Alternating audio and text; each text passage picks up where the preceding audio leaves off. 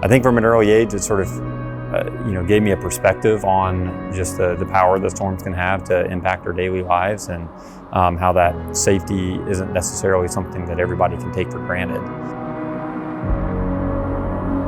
My name is David Roueche. I'm an assistant professor of structural engineering in the Department of Civil and Environmental Engineering here at Auburn University.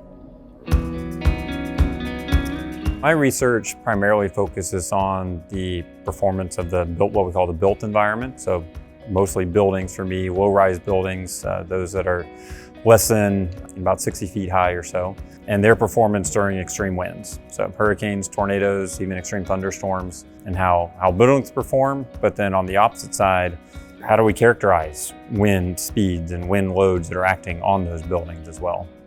Most of the tornadoes that we hear about, an EF3 and EF4 rating, that's all based on, well, the tornado came through and it damaged these structures and there's a lot of damage, so therefore it's an EF4.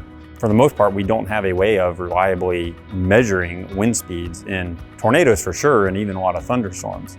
We have instrumentation, towers, anemometers that are set up at airports and different locations, but tornadoes so frequently or infrequently impact them, directly pass over them, and even when they do, they typically damage the instrumentation, that there's a dearth of actual measurements of what happens in a tornado.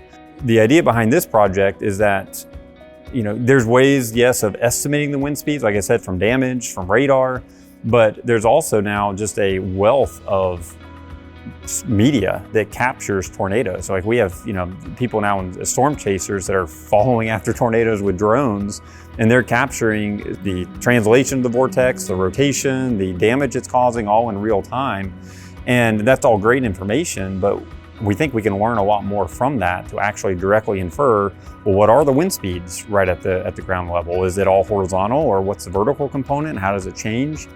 The ultimate goal then of this 4D near-surface wind field reconstruction project is to be able to advance our scientific understanding of, again, these near-surface wind speed characteristics that are essential to designing buildings to withstand the wind loads that these wind speeds induce on buildings.